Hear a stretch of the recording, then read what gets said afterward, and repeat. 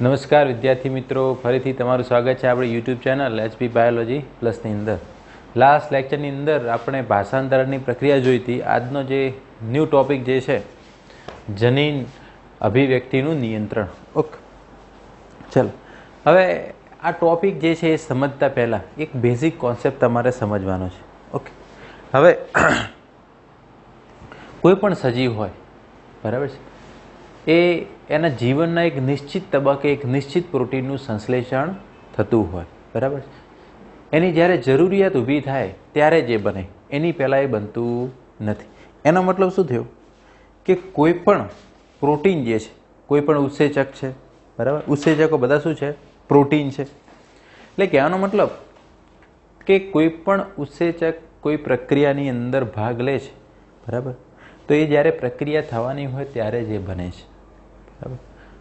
તો જનીનો તો હંમેશા માટે આપણી અંદર હાજર જ હોય, પણ જ્યારે જે તે પ્રોટીન નિર્માણ થવાનું હોય ત્યારે જ એ અભિવ્યક્ત થાય. શું થાય?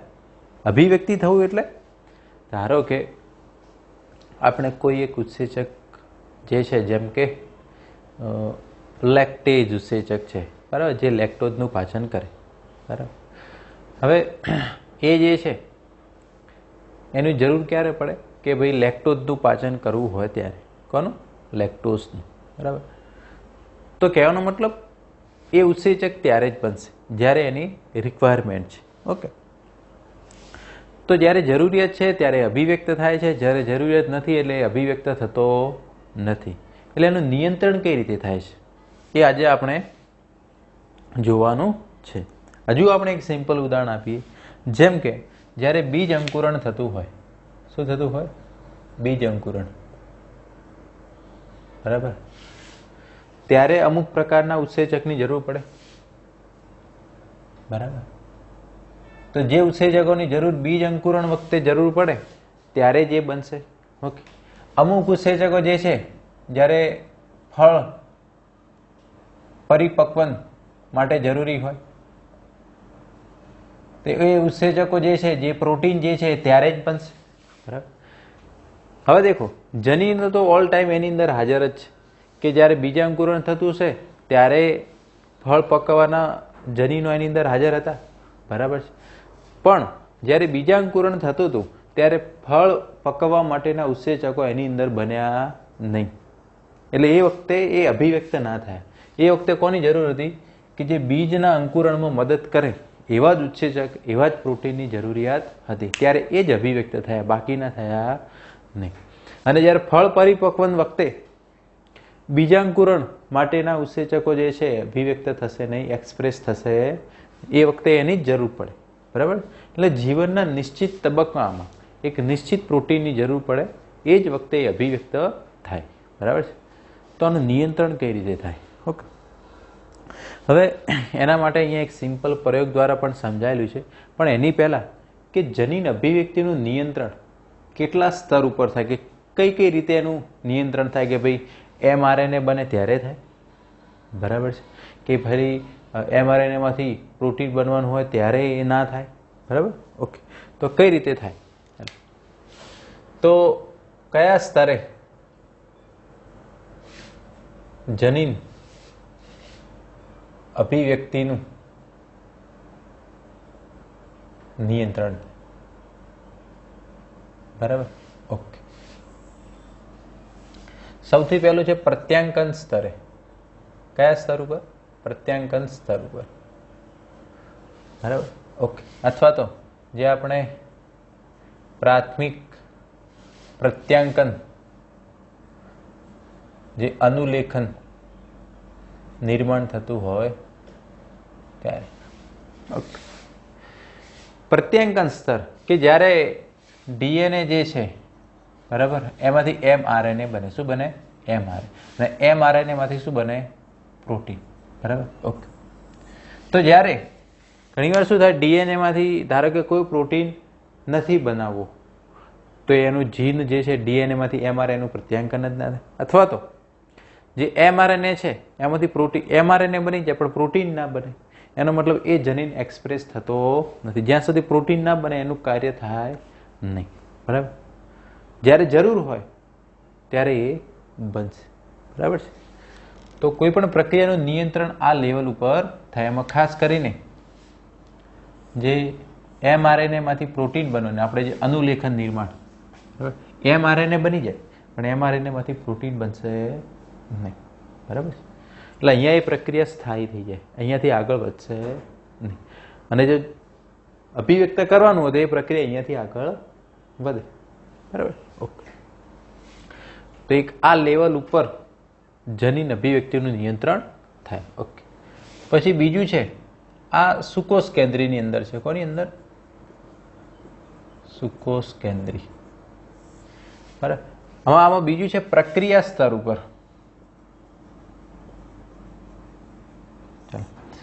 તમને ખ્યાલ છે કે જ્યારે પેલું mRNA બની જાય, બરાબર, એના પછી એનું પ્રોસેસિંગ થાય.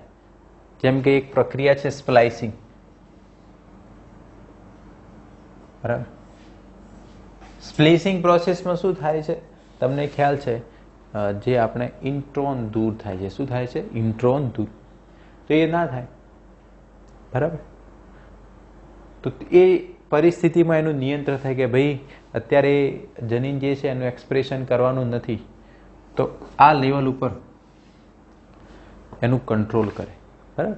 જેમ કે જે ફળ પરિપક્વના ઉત્સેચકો જે છે એ બીજાંકુરણ વખતે બનતા નથી. એનો મતલબ એ પ્રક્રિયા અહીંયાથી અહીં સ્ટોપ થઈ જાય. શું થઈ જાય?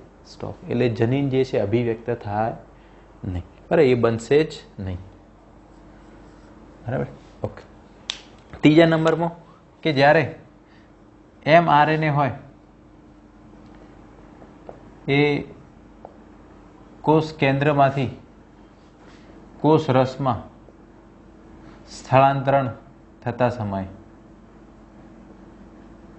કે ભાઈ આપણને ખ્યાલ છે DNA માંથી mRNA કોષ કેન્દ્રમાં બને. કોની અંદર? સુકોષ કેન્દ્રીમાં. બરાબર. હવે એમાંથી એ જાય કોષ રસમાં પ્રોટીન બનાવવા માટે. અંદર જાય પ્રોટીન બનાવવા માટે. ઓકે. એ mRNA જે છે એ કોષ કેન્દ્રમાંથી કોષ રસમાં જાય, રિબોઝોમ. ત્યાં એનું કંટ્રોલ થાય કે ભાઈ mRNA ત્યાં જાય તો બનાવે, અને જો એક્સપ્રેસ થવાનું હોય તો એ ટ્રાન્સફર થશે. તો આ લેવલ ઉપર પણ એનું બનશે. ચાલો ચોથા નંબરનું જે ભાષાંતરણીય સ્તર ઉપર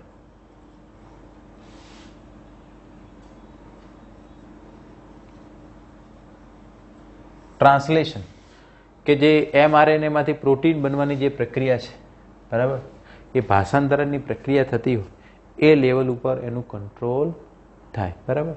જે પ્રોસેસ થવાની છે તો થશે, નહીં થવાનું તો ત્યાં એ પ્રોસેસ શું થઈ જશે? અવરોધ થઈ જશે. તો અલગ અલગ લેવલ છે, સ્તર છે કે જ્યાં આપણે જનીન અભિવ્યક્તિનું શું થાય છે? નિયંત્રણ થાય છે. કોની અંદર? સુકોષ કેન્દ્રીમાં. બરાબર. હવે આપણે નેક્સ્ટ જોઈએ.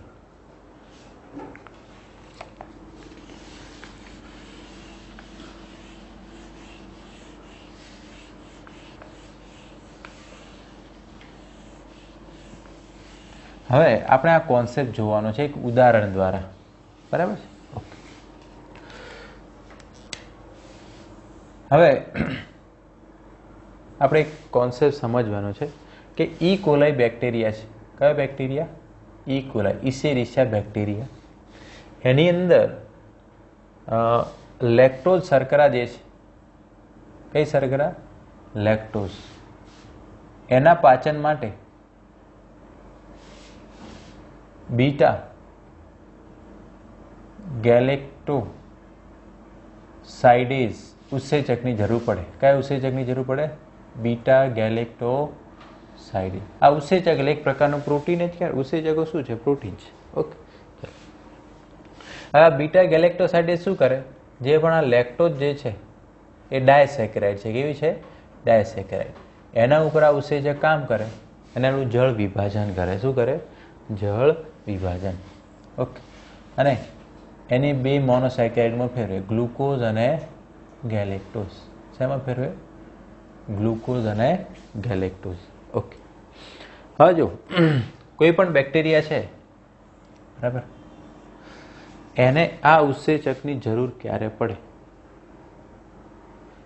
કે આ બેક્ટેરિયા છે એના સંવર્ધન માધ્યમમાં અથવા જે છે ત્યાં લેક્ટોઝ શર્કરા હોય તો જ આની જરૂર પડે, બરાબર.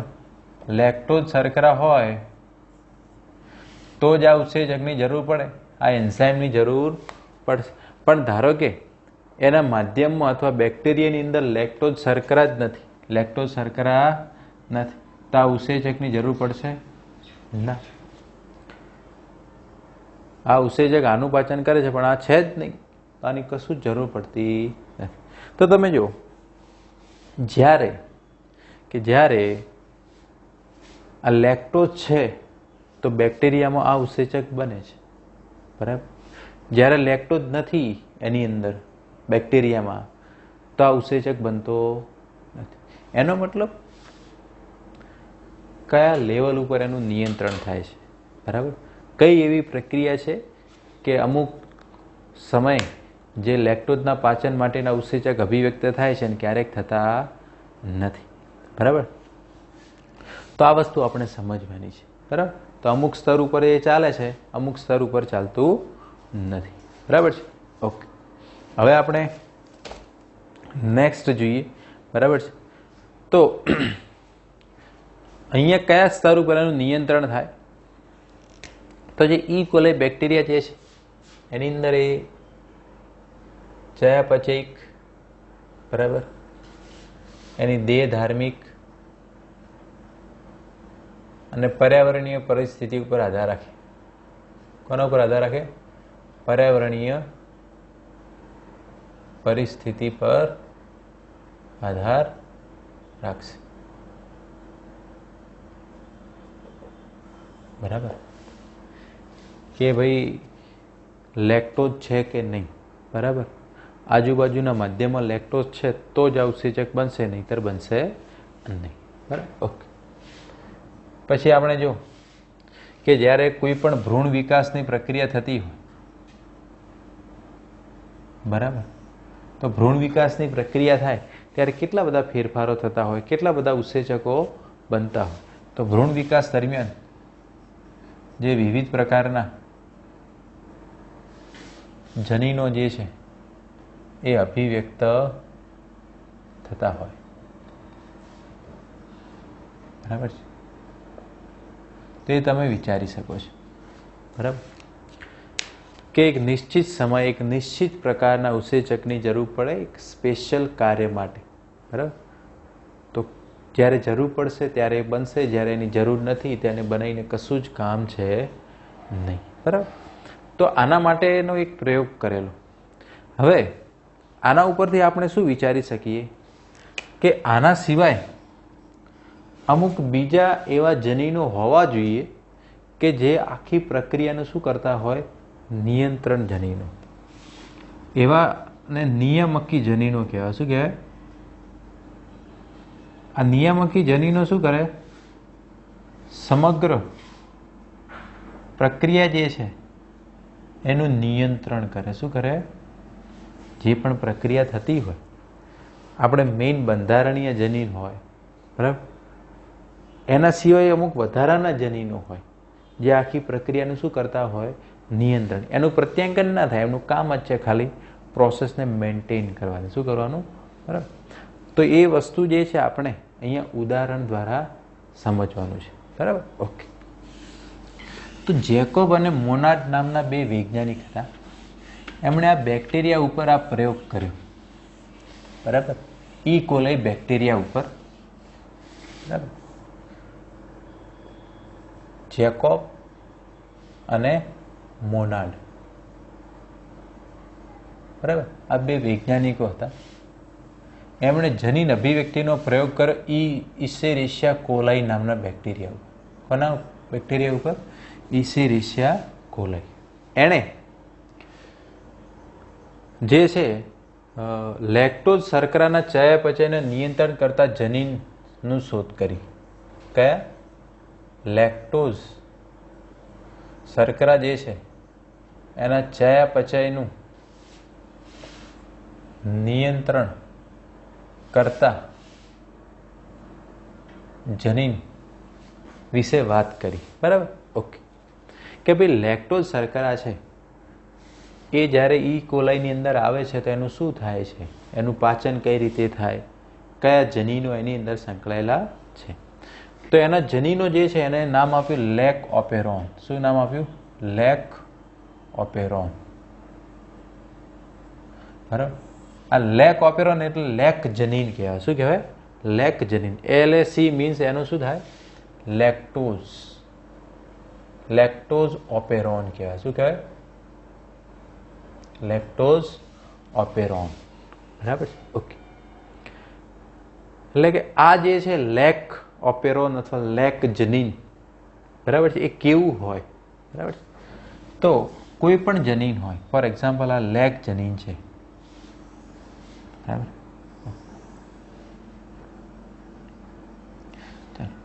એની અંદર શું હોય? બરાબર. તો એની અંદર આપણે એક તો હોય એનું બંધારણીય જનીન. એક શું હોય એની અંદર?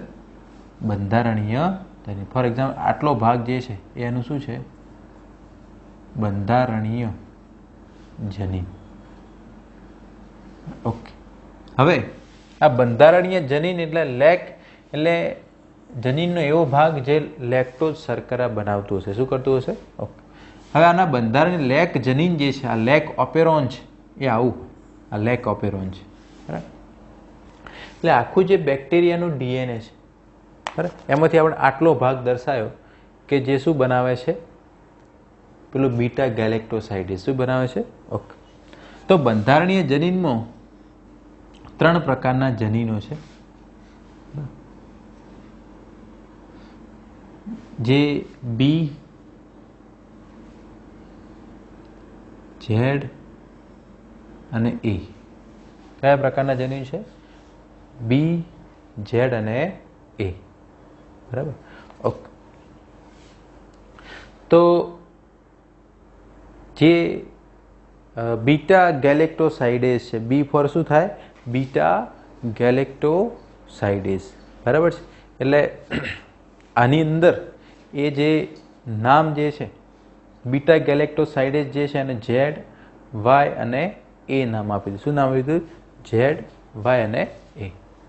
આપણે બી ફોર જે લેક્ટોઝ શર્કરાના પાચન માટેનો જે ઉત્સેચક જે છે બીટા ગેલેક્ટોસાઇડેઝ,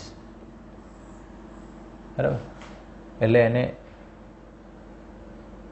ઝેડ, વાય અને એ નામ આપ્યું. શું નામ આપ્યું? આ ઝેડ જનીન, વાય જનીન અને એ જનીન. હવે તમે જો નોર્મલી જે પણ આદિકોષ કેન્દ્રીય હોય એમાં જનીન જે છે પોલિસિસ્ટ્રોનિક હોય. કેવા હોય? પોલિસિસ્ટ્રોનિક. હવે તમને આ વર્ડ ખ્યાલ હશે. જ્યારે સુકોષ કેન્દ્રીયમાં કેવા હોય? મોનોસિસ્ટ્રોનિક હોય. જેમ કે આ જે છે, જે ઝેડ જનીન જે છે એ બીટા ગેલેક્ટોસાઇડેઝ બનાવે છે, બરાબર છે. ઓકે.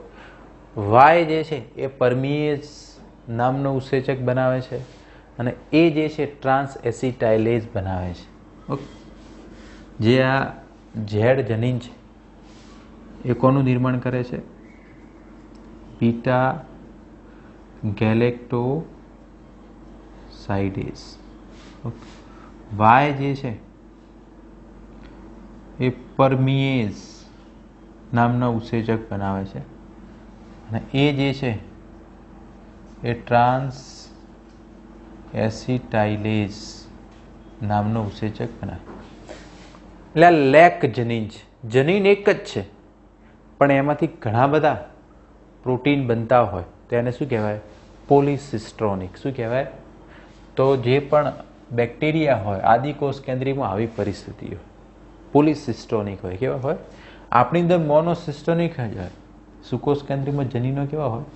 મોનોસિસ્ટોનિક. એટલે એક જ જનીન હોય ને એ કોઈ એક જ પ્રકારના પ્રોટીન બનાવે. બરાબર. ધારો કે આપણી અંદર આટલો જનીન છે, બરાબર, ધારો કે લેક્ટોઝ બનાવે તો ખાલી લેક્ટોઝ જ બનાવે, પછી એનો અડધો ભાગ કંઈ અલગ બનાવે, આટલો ભાગ કંઈ અલગ બનાવે, એવું હોતું નથી. મોનોસિસ્ટોનિક હોય. શું હોય? ચલો, આ તો વાત થઈ બંધારણીય જનીનની. બરાબર. હવે આપણે વાત કરીએ કે આના સિવાય, બરાબર, અમુક એવા જનીનો હોય કે જે શું કરે, સમગ્ર પ્રક્રિયાનું નિયંત્રણ કરે. બરાબર. ઓકે. તો અહીંયા અલગ અલગ સાઇટ હોય, એની અંદર એક ઓપરેટર સાઇટ હોય. કઈ સાઇટ હોય? ઓકે. એના સિવાય એક પ્રમોટર સાઇટ હોય. કઈ સાઇટ હોય? પ્રમોટર. અને એક અહીંયા આઈ જનીન હોય. કયો જનીન હોય?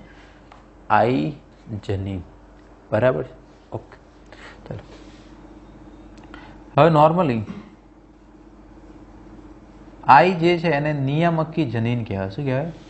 નિયામકી જનીન. બરાબર છે. એને રેગ્યુલેટરી જીન કહેવાય. બરાબર. આઈ ફોર ઇનિબિટર થતો નથી. પી જે છે એનું નામ થાય પ્રમોટર. ઓકે. પી ફોર શું થાય? પ્રમોટર. ઓકે. પ્રમોટર જે છે એ નોર્મલી આપણે અહીંયા પ્રવર્તક કહેવાય. શું કહેવાય? પ્રવર્તક. ઓકે. પછી એની બાજુમાં છે એક ઓપરેટર. બરાબર. ઓકે. હવે જે ઓપરેટર જે છે, બરાબર, એ સમગ્ર પ્રક્રિયાનું ઓપરેશન કરે. શું કરે? ઓપરેશન. અને પ્રચાલક કહેવાય. શું કહેવાય? પ્રચાલક. બરાબર. ઓકે. ચાલો, તો આપણે વાત કરી હતી કે જે બંધારણીય જનીન હોય કે જેનું એક્સપ્રેશન થવાનું છે, એના સિવાય અમુક વધારાના જનીનો હોય જે આ પ્રક્રિયાનું શું કરે? નિયંત્રણ કરે. શું કરે? નિયંત્રણ કરે. બરાબર. એમાં એક છે આઈ જનીન. આઈ ફોર નિયામકી જનીન. બરાબર. Regulatory jeans. બરાબર. ઓકે. એ સમગ્ર પ્રક્રિયાનું નિયંત્રણ કરે. P four promoter. P four promoter. Okay. ચલો, આપણને ખ્યાલ છે જ્યારે ડીએનએમાંથી એમઆરએનએ બને એટલે આરએનએ પોલિમરેઝ જે છે સૌથી પહેલાં જોડાય તો એ પ્રમોટર સાથે જોડાય. કોની સાથે જોડાય? પ્રમોટરની સાઇટ હોય ત્યાં જ આવીને એ જોડાશે. પછી એ પ્રક્રિયા આગળ વધે. ઓકે. હવે આપણે એ જોવાનું છે, જેમ કે તમે જો, ધારો કે આ ઝેડ જનીન છે. શું છે? ઝેડ જનીન. બરાબર. ઓકે. એટલે આ ડીએનએ કહેવાય. આ શું કહેવાય? એનું ડીએનએ. બરાબર. ડીએનએનો જ ભાગ કહેવાય. ઓકે. જ્યારે એનું પ્રત્યાંકન થાય, બરાબર, આનું શું થાય? પ્રત્યાંકન. એટલે એનો એમઆરએનએ બને. શું બને? એમઆરએનએ. અને પછી એમાંથી પ્રોટીન બને તો એમાંથી કયો પ્રોટીન બને? ઝેડ જનીન માટેનો બીટા ગેલેક્ટોસાઇડેઝ. બરાબર. તો આર્યું જે છે આ લેક જનીન કહેવાય. શું કહેવાય? અને આખે આખું શું કહેવાય? લેક ઓપેરોન. શું કહેવામાં આવે? લેક ઓપેરોન. તો જ્યારે આ લેક જનીન છે એનું જ્યારે પ્રત્યાંકન થાય એટલે આમાં લેક એમઆરએનએ બને. શું બને? અને એમાંથી પછી લેક પ્રોટીન બને. શું બને? Lake protein. બરાબર. કોઈ પણ જનીન છે એનું પ્રત્યાંકન થાય, પ્રત્યાંકનમાંથી શું થાય? પાસન. તો આ લેક જનીન છે એનું પ્રત્યાંકન થશે તો લેક એમઆરએનએ બનશે. એનું પછી ભાષાંતરણ થાય તો ઝેડ જે છે એમાંથી બીટા ગેલેક્ટોસાઇડ બનશે, વાયમાંથી પરમિએઝ બનશે અને એમાંથી ટ્રાન્સ એસિટાઇલેઝ બનશે. ઓકે. બીજું તમારે આ ધ્યાન રાખવાનું. બરાબર. બીજું જે આઈ જનીન છે એની આગળ પણ એનો પ્રમોટર હોય. એની આગળ પણ શું હોય? એનો પ્રમોટર. ઓકે. આટલું બેઝિક તમને ખ્યાલ આવી ગયો. હવે આપણે સમગ્ર પ્રક્રિયા જે છે એનું કઈ રીતે થાય છે. હવે આપણને એક વસ્તુ એટલો ખ્યાલ આવી ગયો કે બીટા ગેલેક્ટોસાઇડેઝને એટલે કે આ લેક પ્રોટીન ક્યારે બનશે, એટલે કે આ 3 ક્યારે બનશે તો એ વસ્તુ આપણને ખ્યાલ આવી ગઈ. ભાઈ કોઈ પણ બેક્ટેરિયા છે, બરાબર, ધારો કે આ બેક્ટેરિયા છે એની અંદર ધારો કે આ લેક્ટોઝ શર્કરા દાખલ થાય છે. શું દાખલ થાય છે? ઓકે. તો હવે એનું પાચન કરવું પડે. એનું પાચન કરવા માટે કોની જરૂર પડે? બીટા ગેલેક્ટોસાઇડેઝ. બરાબર. તો સ્વાભાવિક છે જે લેક જનીન છે એનું પ્રત્યાંકન થવાનું, એનું ભાષાંતરણ થવાનું. બરાબર. ધારો કે સંવર્ધન માધ્યમમાં ધારો કે લેક્ટોઝ હોય અથવા તો એલો લેક્ટોઝ હોય એના જેવી જ, બરાબર છે, તો આર્યુઆ બનશે. પણ ધારો કે બેક્ટેરિયાના માધ્યમમાં લેક્ટોઝ છે જ નહીં, તો પછી આ બધું બનાવીને કંઈ જરૂર, તો એ બધું બનશે નહીં. બરાબર.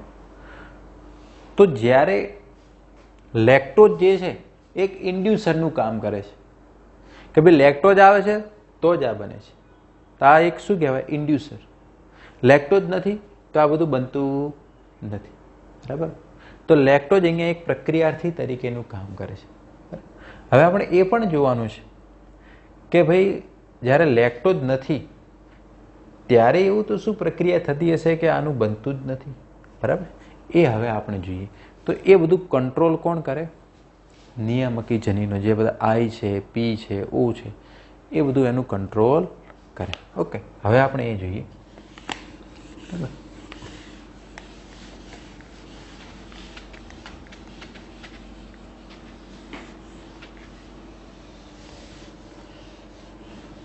ફરીથી આ સ્ટ્રક્ચર તમને સમજાય.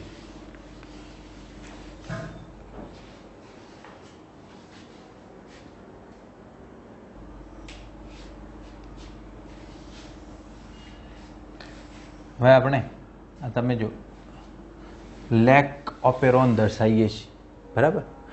લેક ઓપેરોન જે છે એની અંદર શું હોય કે જે પ્રમોટર સાઇટ હોય કોની? આઈ જનીનની. કોની? આઈ જનીનની. બરાબર. પછી ફરી પાછી પ્રમોટર સાઇટ આવે, ફરી પછી ઓપરેટર સાઇટ હોય. બરાબર. ચાલો, અને ફરી પાછું અહીંયા શું આવે? બંધારણીય જનીન. આ શું આવશે? ઓકે.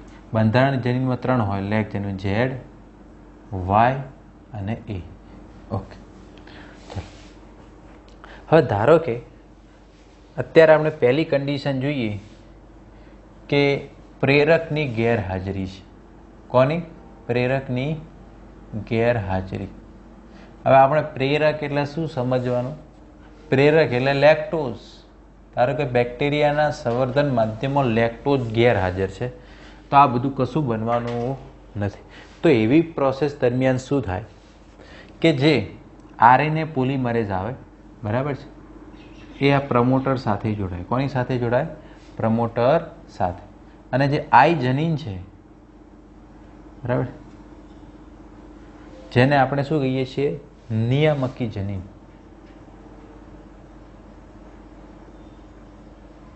એને કયા નામે ઓળખવામાં આવે છે? નિયામકી જનીન. બરાબર છે, રેગ્યુલેટરી જનીન. ઓકે. એ જે છે એમાંથી એનું જે નિગ્રાહક અણુ બનાવે. શું બનાવે? જે રેગ્યુલેટરી જનીન જે છે એની અંદર આઈ જે છે આ રિપ્રેસર અણુ બનાવે. શું બનાવે? રિપ્રેસર અણુ, નિગ્રાહક અણુ. એટલે એમાંથી પહેલા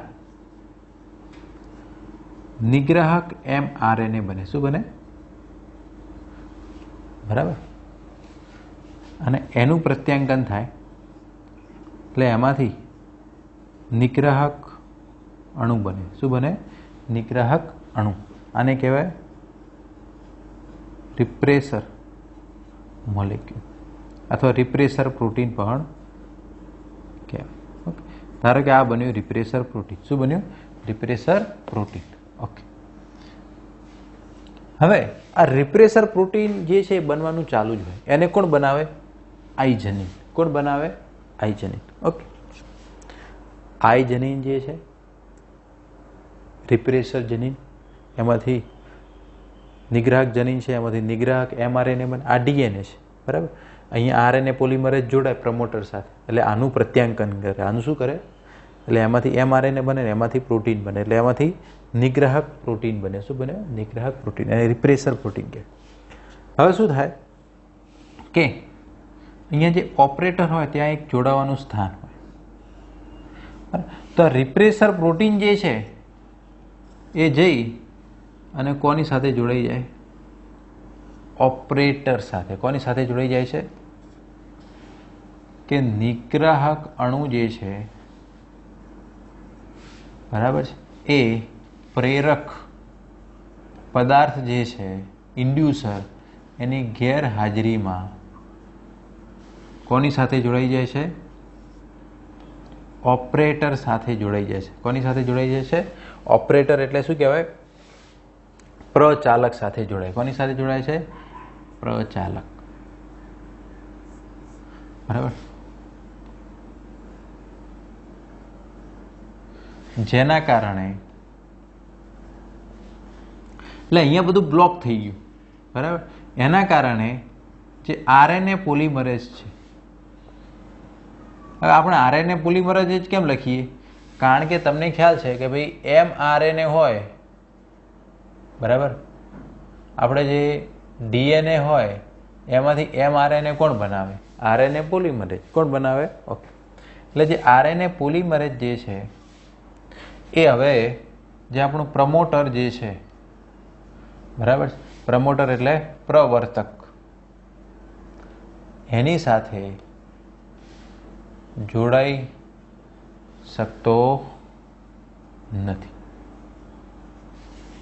બરાબર. એની સાથે જોડાઈ શકતો નથી. એના કારણે જે આ લેક જનીન છે એનું પ્રત્યાંકન થતું નથી. કારણ કે જો આરએનએ પોલિમરેઝ કોની સાથે જોડાય? પ્રમોટર સાથે જ જોડાય. કોની સાથે જોડાય? આરએનએ પોલિમરેઝ આવે, પ્રમોટર સાથે જોડાય જ પછી જ આ જે જનીન હોય, ડીએનએ હોય, એનું mRNAમાં ફેરવે. પણ અહીંયા થયું શું કે જે પ્રેરક પદાર્થ જે છે એની ગેરહાજરીમાં જે નિગ્રાહક અણુ જે છે એ ઓપરેટર સાથે જોડાઈ ગયું. એટલે એના કારણે આરએનએ પોલિમરેઝ પ્રમોટર સાથે જોડાઈ શકતો નથી. હંમેશા તમારે યાદ રાખવાનું, આરએનએ પોલિમરેઝ કોની સાથે જોડાય? પ્રમોટર સાથે જ જોડાય. અને નિગ્રાહક અણુ કોની સાથે જોડાય? ઓપરેટર સાથે. પછી એમ પૂછે કે નિગ્રાહક અણુ કોણ બનાવે? આઈ જનીન. કોણ બનાવે? આઈ. આટલી વસ્તુ તમારે આની અંદર ધ્યાન રાખવાનું છે. ઓકે. તો દેખો, જ્યારે લેક્ટોઝ નથી તો આ બધું બનતું નથી. ઓકે. હવે આપણે બીજી કન્ડિશન જોઈએ. બરાબર છે. હવે આપણે એની નેક્સ્ટ કન્ડિશન જોઈએ કે ભાઈ હવે પ્રેરક પદાર્થની હાજરી છે. હવે શું જોઈએ? પ્રેરક પદાર્થની હાજરી. તો શું થાય?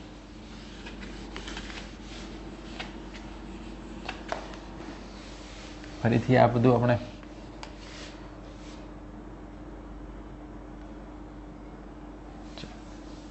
હવે આપણે બીજી કન્ડિશન જોઈએ કે ભાઈ લેક્ટોઝ હવે હાજર છે. બરાબર. ઓકે. પ્રેરક પદાર્થની હાજરી. પ્રેરક એટલે અહીંયા આપણા માટે પ્રેરક કોણ છે? લેક્ટોઝ શર્કરા છે. કઈ છે? ઓકે. હવે જે પણ બેક્ટેરિયલ સેલ હોય, બરાબર, ધારો કે આજુબાજુના માધ્યમમાં લેક્ટોઝ શર્કરા છે. શું છે? લેક્ટોઝ શર્કરા છે. બરાબર. હવે લેક્ટોઝ શર્કરા જે છે એને સૌથી પહેલાં એક કોષની અંદર દાખલ થાય. કોની અંદર દાખલ થાય? જે લેક્ટોઝ શર્કરાના અણુઓ હોય એ કોની અંદર દાખલ થાય? બેક્ટેરિયલ કોષની અંદર. ઓકે. હવે એને અંદર દાખલ થવા માટે પરમીએજ ઉત્સેચકની જરૂર પડે. પરમીએજ એટલે જે પરમિશન આપે. બરાબર. લેક્ટોઝ શર્કરાને ઈ કોલાઈમાં દાખલ થવા માટે. હવે આમાં એક વસ્તુ વિચારવા જેવી છે કે ભાઈ પરમીએજ ઉત્સેચક જે છે એ તો પછી બને, તો પહેલેથી જ કઈ રીતે એને પરમિશન આપશે? તો થોડી સાંદ્રતા બધા ઉત્સેચકોની કોષની અંદર હાજર જાઓ. થોડો પ્રમાણમાં બીટા ગેલેક્ટોસાઇડેઝ હોય, થોડા પ્રમાણમાં પરમીએઝ હોય, અને થોડા પ્રમાણમાં ટ્રાન્સ એસિટાઇલેઝ પણ હોય. થોડી સાંદ્રતા બધા ઉત્સેચકોની હોય છે. બરાબર. હવે અહીંયા તો આપણે શું પ્રોસેસ થતી હોય કે ભાઈ અહીંયા આરએનએ પોલિમરેઝ આ નિયામકી જનીન જે છે, બરાબર છે, કે જે રેગ્યુલેટરી જીન્સનો જે ભાગ જે છે, બરાબર, એ શું કરે? નિગ્રાહક mRNA બનાવે. શું બનાવે? નિગ્રાહક. ધારો કે એને નિગ્રાહક mRNA બનાવે. બરાબર. ઓકે. હવે નિગ્રાહક mRNA હોય એમાંથી શું બને? નિગ્રાહક પ્રોટીન બને. શું બને? બરાબર. ધારો કે નિગ્રાહક પ્રોટીન બન્યું. બરાબર. ઓકે. હવે શું થાય કે કોષની અંદર લેક્ટોઝ આવી ગયો છે. શું આવી ગયું છે? લેક્ટોઝ એટલે પ્રેરક પદાર્થ છે. શું છે? પ્રેરક પદાર્થ. લેક્ટોઝ શું કરે? આ નિગ્રાહક પ્રોટીન સાથે જોડાઈ જાય. કોની સાથે જોડાઈ જાય? અને એનાથી શું બને? નિગ્રાહક પ્રોટીન સંકુલ બને. નિગ્રાહક પ્રેરક સંકુલ શું બને? એટલે પ્રોબ્લેમ શું થાય આની અંદર? બરાબર છે કે ભાઈ આ નિગ્રાહક અણુ નોર્મલી શું થતું હતું કે ઓપરેટર સાથે જોડાઈ જતું હતું. કોની સાથે જોડાઈ? પણ હવે એ આની સાથે જોડાઈ શકતો નથી. એટલે ઓપરેટરની જે સાઇટ જે છે હવે ખુલ્લી રહે. બરાબર. એટલે અહીંયા કોઈ જોડાઈ શકતું નથી, કારણ કે જે પણ નિગ્રાહક પ્રોટીન બને છે એને તો કોણ નિષ્ક્રિય કરી નાખે છે? લેક્ટોઝ. બરાબર. કારણ કે લેક્ટોઝની હાજરી છે તો લેક્ટોઝ આની સાથે જોડાઈ જાય. બરાબર. તો એના કારણે નિગ્રાહક પ્રોટીન ઓપરેટર સાથે જોડાઈ શકતો નથી. તો અહીંયા શું લખવાનું કે પ્રેરક પદાર્થ જે છે, બરાબર, ઇન્ડ્યુસર એ જે નિગ્રાહક પ્રોટીન હોય, નિગ્રાહક અણુ છે તેની સાથે જોડાઈ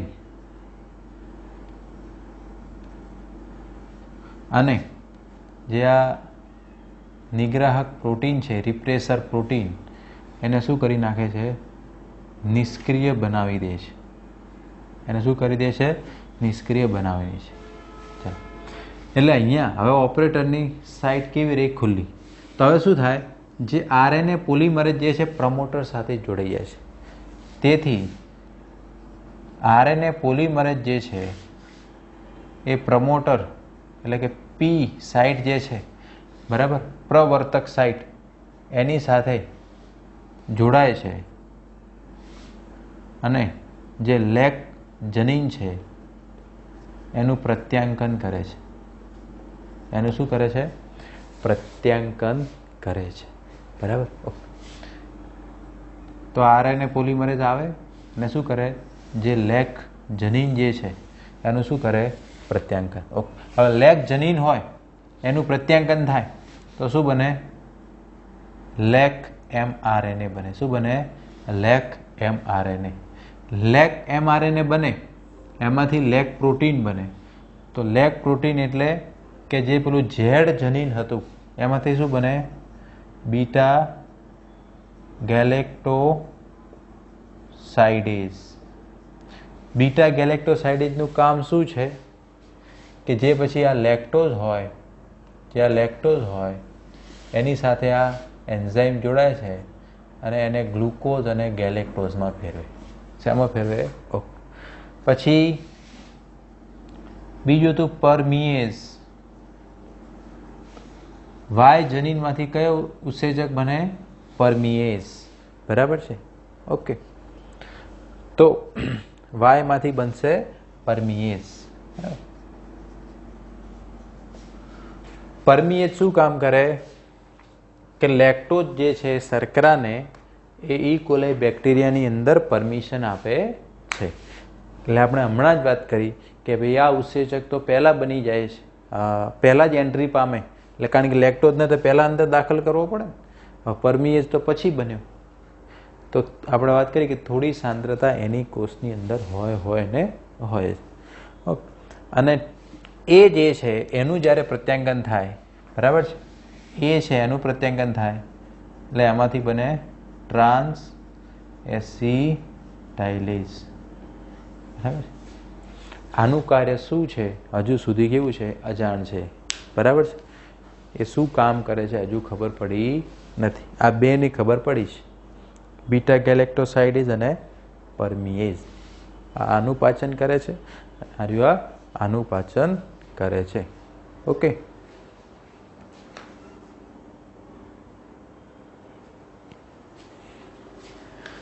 તો આની અંદર જે આઈ જનીન જે છે એ ઇનિબિટરનું કામ કરે છે. કોનું કામ કરે છે? ઇનિબિટર. બરાબર.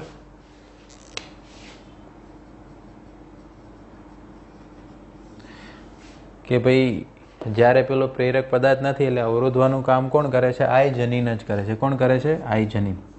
આઈ ફોર ઇન્ડ્યુસર એવું થાય નહીં. બરાબર. ઓકે, પ્રેરક તો આ છે જેની હાજરીમાં આ પ્રક્રિયા થાય છે. ઓકે, એટલે કે આપણે વાત કરી કે થોડા પ્રમાણમાં બધા ઉત્સેચકોની સાંદ્રતા કોષની અંદર ઓલરેડી પહેલેથી જ હાજર હોય છે. નહીં તો શું થાય કે ભાઈ આ લેક્ટોઝને અંદર પહેલાં જ દાખલ કરવો પડે, તો એન્ટ્રી આપવા માટે પરમીય જ ઉત્સેચકની રિક્વાયરમેન્ટ છે. બરાબર. તો થોડા ઘણું પ્રત્યાંકન સ્તર જે છે એ એની અંદર હોય ને હોય જ. બરાબર. અને એવું કહેવાય કે જે એ જે છે એટલે ટ્રાન્સ એસિટાઇલેઝ, બરાબર, એ જે છે એને બીટા ગેલેક્ટોસાઇડેઝ ટ્રાન્સ એસિટાઇલેઝ કહેવાય. કારણ કે જે એસિટાઇલ કોએન્ઝાઇમ એ ગ્રુપ જે છે એ આની અંદર ટ્રાન્સફર કરે છે. કોની અંદર? બીટા ગેલેક્ટો. એટલા માટે એનું નામ શું આપેલું છે? ટ્રાન્સ એસિટાઇલેઝ. કે જે એસિટાઇલ કોએન્ઝાઇમ એ જે છે એને આની અંદર ટ્રાન્સફર કરે છે, એટલા માટે એને શું કહેવાય? ટ્રાન્સ એસિટાઇલેઝ. તો એક્ઝામ ઓરિએન્ટેડ આ મોસ્ટ ઇમ્પોર્ટન્ટ છે. બરાબર. તો તમને એક્ઝામમાં પૂછાય કે ભાઈ બેક્ટેરિયા છે એના સંવર્ધન માધ્યમમાં માલ્ટોઝ શર્કરા દાખલ કરવામાં આવે છે, તો કે ભાઈ લેક ઓપેરોન જે છે એ એક્ટિવેટ થશે? ના. બરાબર, એ એક્ટિવેટ થશે નહીં.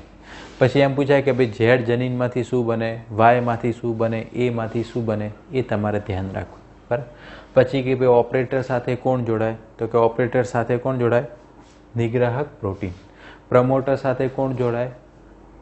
કે ભાઈ આરએનએ પોલિમરેઝ. પ્રમોટર સાથે કોણ જોડાય? RNA polymerase. કારણ કે એ તો ડીએનએને શેમાં ફેરવે? એમઆરએનએ. તો લેક જનીન હોય એમાંથી લેક એમઆરએનએ બને. એ પ્રોસેસ કઈ રીતના થાય તમને ખ્યાલ છે આખી. ઓકે. અને આઈ જનીન કોનું ઉત્પાદન કરે? તો કે નિગ્રાહક પ્રોટીનનું. કોનું ઉત્પાદન કરે? નિગ્રાહક પ્રોટીન.